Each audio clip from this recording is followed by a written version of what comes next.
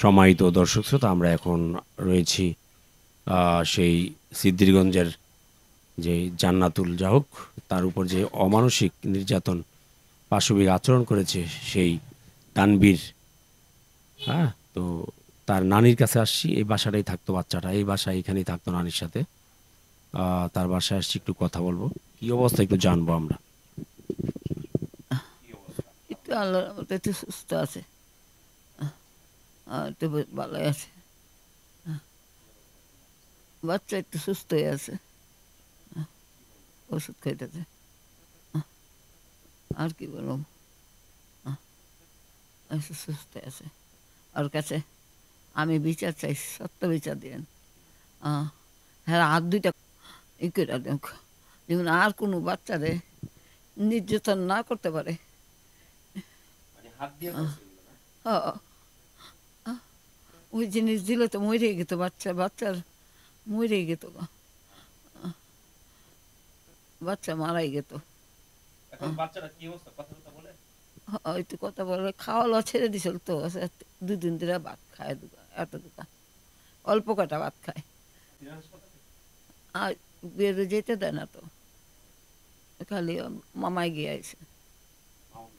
হ্যাঁ, হ্যাঁ, আমার ছেলে। হ্যাঁ, হ্যাঁ, একটু ভালোই আছে। ডাক্তার কি বললো জানি না, এখন লোক আমি খোঁজ পাইনি, বুঝছেন। ডাক্তার কি বলছে আমি জানি না, আমি এখানে একা পড়ে দিছি। হ্যাঁ, না, এই দুনাজি রোড।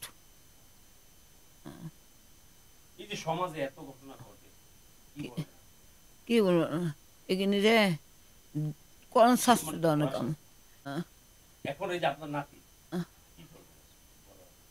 কি বলুন কোন, আল্লাহর কাছে দোয়া করেন।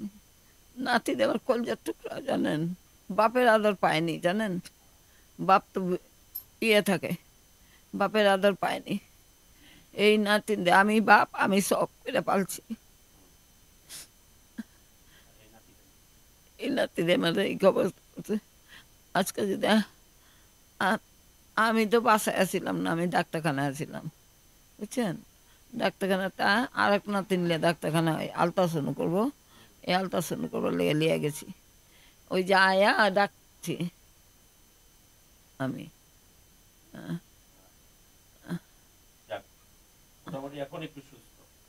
দোয়া করছি। না, আমি না, মেয়ে আসেনি তো এনে অন্তত, আমি জানি না আসছে নাকি। বাসাতে আছে, বাসাতে আইসে নাকি তা বলতে না, বলছে বলছে ওই সেটা আপনি যেতে যাইবেন ওদিকেই বাড়ি। এই ধরনের ঘটনা যেমন না আহে, এই ধরনের ঘটনা যেমন না করে। এইটুক শিশু বাচ্চা, 5 বছরের বাচ্চা, এই বাচ্চারা যদি এরম কাম করে, আরও তো বাচ্চা আসলো ওই ঘরের ভিতরে। হ্যার মাই, হ্যার বাতিজিটা বেহার মতনই, বুঝছেন। হ্যাঁ, বাতিজিটা এর মতন। হ্যাঁ, একই সমান। আর বাইবু ওই জালনা দিয়ে ডেকে ডেকে লিয়ে গেত। হ্যাঁ, ডেকে লিয়ে গেত খেলতে লেগে।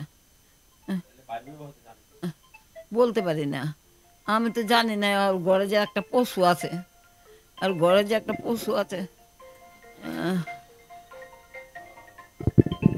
আর ঘরে যে একটা পশু আছে জানি না, বুঝছেন। জানলে আমি ওই ঘরে দিতাম না, আপনি কইতাম আমার ঘরে বাচ্চা, আমার ঘরে পুরুষ পোলা নাই, আমার ঘরে পাঠাও, তোমার মাইয়া খেলবো, যত খেলনা মলনা আছে নিয়ে খেলো। আমি কথা কইতে পারতাছি না, মাথা ধরা। মহিলাকে আমি কিছুই জানি না। হ্যাঁ, আশা ছিল, পাশের ঘরে শুয়ে আসলো। মেয়ে আসলো, ওই মেয়েটা আসলো।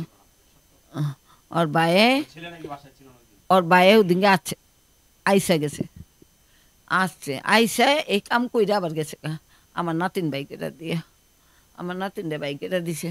আমার নাতিন তো এতটুকু মুখ হয়ে গেছে গা, আমি দেখা কিরে তো এরকম হয়েছে কে জ্বর প্রথম জ্বর আপনার দেখলে আমাদের রিপোর্ট আয়ালুক বুঝছেন অনেক কিছু বলতে পারবো না রিপোর্টটা পায়ালি হ্যাঁ রিপোর্টটা হ্যাঁ ওর বই না আসলো তো বললেন না তুমি আসলা হ্যাঁ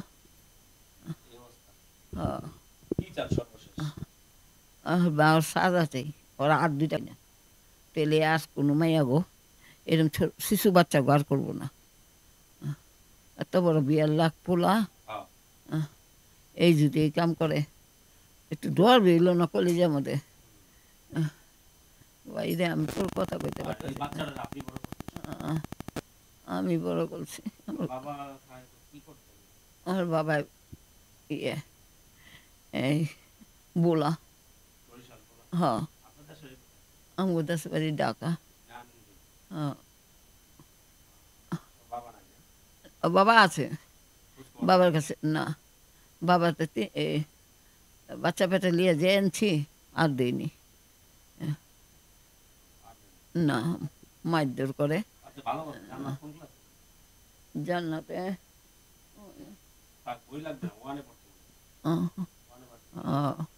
আমি দেখাই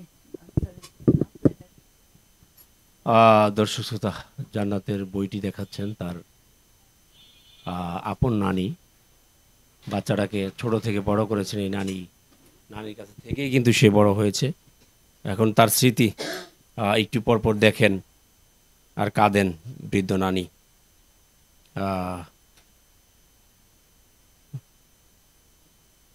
কি বলবো আসলে আমাদের আসলে সঠিক বিচার হওয়া উচিত তাহলে হয়তো আমাদের সমাজে এই ধরনের অপকর্ম থেকে অনেকেই দূরে থাকবে মাদ্রাসা পড়তো নাকি আচ্ছা বইটি দেখি বই এগুলো সব খাতা ভিতরে ওইটাতে আছে হয়তো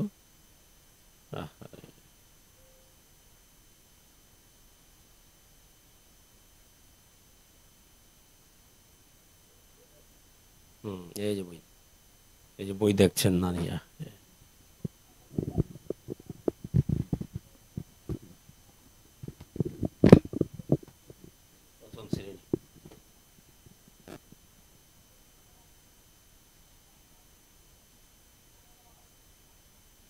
যা হোক দর্শক কি বলবো আর কিছু বলার নেই সবাই ভালো থাকুন সুস্থ থাকুন সঠিক তথ্যটি আমরা জানালাম যে কি অবস্থা আছে জান্নাত